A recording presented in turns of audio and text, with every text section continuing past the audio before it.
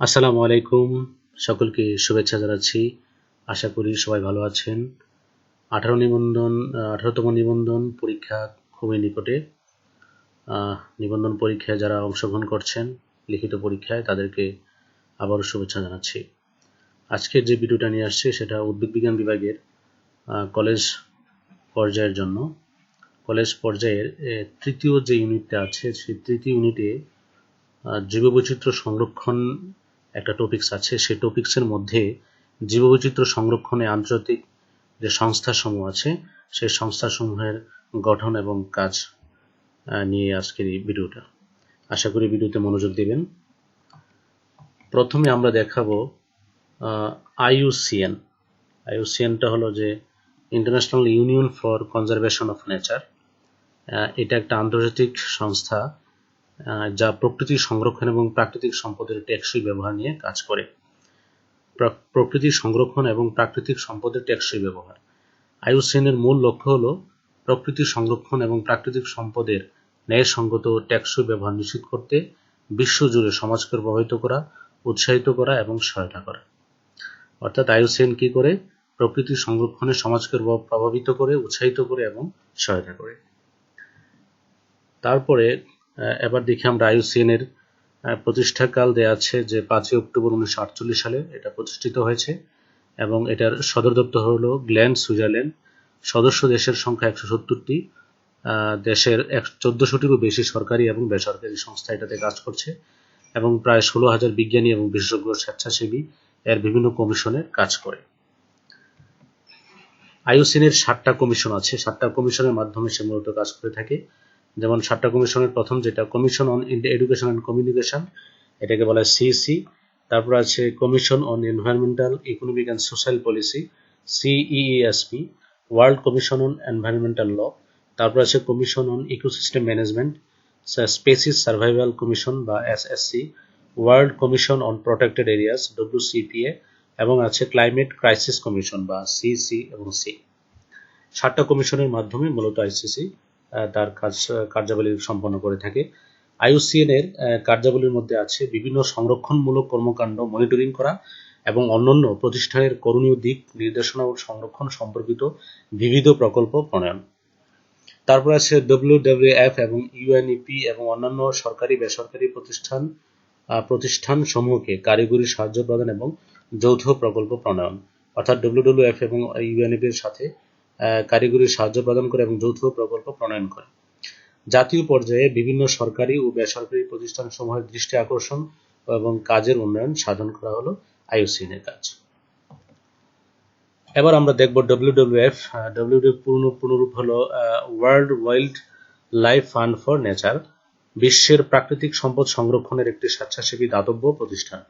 এটার প্রতিষ্ঠাকাল 1961 সালে ইউনেস্কোর প্রচেষ্টায় ও সহযোগিতায় এটি প্রতিষ্ঠিত হয় এবং এর সদর দপ্তর গ্ল্যান্ড, সুইজারল্যান্ড।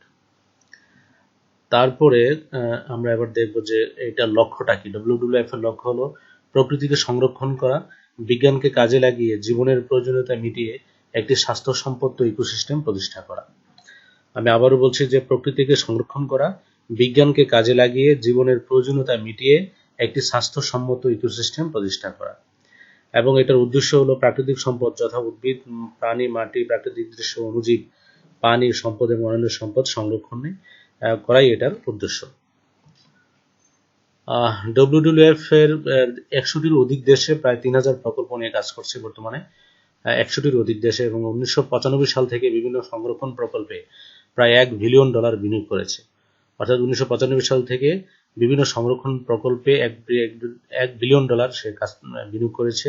বিভিন্ন দেশ এবং সরকারি ও বেসরকারি সংস্থা থেকে এর তহবিল সংগ্রহ করা হয়। এর কার্যাবলীর মধ্যে আছে এর নীতি নির্ধারকরা বিভিন্ন দেশের সরকারের কাছ থেকে অর্থ সংরক্ষণের জন্য সুসম্পর্ক বজায় রাখে। আরেকটা হলো যে স্থানীয় জনগোষ্ঠীকে বন্যপ্রাণী, উদ্ভিদ সম্পদ সংরক্ষণের গুরুত্ব সম্পর্কে অবহিত করে। এটা খুব একটা ইম্পর্টেন্ট একটা লাইন। তারপর যে 6টি বিষয় নিয়ে বর্তমানে সংস্থাটি কাজ করছে, যেমন খাদ্য, জলবায়ু, জলবায়ু হবে মিঠা পানি, বন্যপ্রাণী, বন এবং মহাসাগর নিয়ে। আরেকটা হলো যে দাতা সংস্থা এবং তহবিলগুলো নিরবিচ্ছিন্নভাবে অর্থ সরবরাহ বজায় রাখে তা নিশ্চিত করা। অর্থাৎ যারা দাতা সংস্থা হিসেবে সংস্থা রয়েছে, দাতা দেশগুলো রয়েছে, তারা যেন নিরবিচ্ছিন্নভাবে অর্থ সরবরাহ ঠিক রাখে সেটা নিশ্চিত করে থাকে এই WWF। এবার আসবো CITES সাইটস হলো convention on international trade in endangered species of wild fauna and flora. এটার পূর্ণরূপ এটি ওয়াশিংটন কনভেনশন নামেও পরিচিত, অর্থাৎ এটা ওয়াশিংটন কনভেনশন নামে পরিচিত। 1963 সালে IUCN এর সভায় এমন একটি সংগঠনের প্রয়োজনীয়তা অনুভব করা হয়, অর্থাৎ 1963 সালে IUCN একটা সভায় এই ধরনের একটা সংগঠনের প্রয়োজনীয়তা তুলে ধরা হয় এবং 1973 সালে সাইটস প্রতিষ্ঠিত হয় এবং 1975 সালে এর কার্যক্রম শুরু হয়। এটার সদর দপ্তর লৌসান, সুইজারল্যান্ড সদর দপ্তর হবে। এটার উদ্দেশ্যটা হলো যে বিলুপ্তপ্রায় বিপজ্জনক উদ্ভিদ এবং প্রাণী প্রজাতি সমূহ, চামড়া ও পশম ও অন্যান্য দ্রব্যের আন্তর্জাতিক বাণিজ্যের বিধিনিষেধ আরোপের নীতি নির্দেশনা এর কনভেনশনের উদ্দেশ্য। অর্থাৎ যে বিলুপ্তপ্রায় বা বিপজ্জনক যে উদ্ভিদ সমূহ রয়েছে বা প্রাণী সমূহ আছে তাদের চামড়া, পশম এবং অন্যান্য দ্রব্যের আন্তর্জাতিক বাণিজ্যের বিধিনিষেধ আরোপের নীতি এবং নির্দেশনাই এই কনভেনশনের উদ্দেশ্য। সাইটস বিশ্বের 146টি উদ্ভিদ প্রজাতি এবং 4065টি বন্যপ্রাণী আদান প্রদান বাণিজ্যিকভাবে নিষিদ্ধ ঘোষণা করেছে। 146টা উদ্ভিদ প্রজাতি এবং 4065টি বন্যপ্রাণীর যে বাণিজ্যিকভাবে আদান প্রদান নিষিদ্ধ, এর ফলে বিলুপ্ত অর্কিড প্রজাতি এবং প্রাণী বিলুপ্তির হাত থেকে রক্ষা পেয়েছে। এই সাইটসের কারণে বিলুপ্তপ্রায় কিছু অর্কিড প্রজাতি এবং প্রাণী বিলুপ্তির হাত থেকে রক্ষা পেয়েছে। জীবিত উদ্ভিদের অবস্থান, স্থানান্তর, ব্যবসার ক্ষেত্রে বিবেচনা করে সাইটস সকল জীবদের 3টি ক্যাটাগরি আছে যা 3টি অ্যাপেন্ডিক্সের অধীন।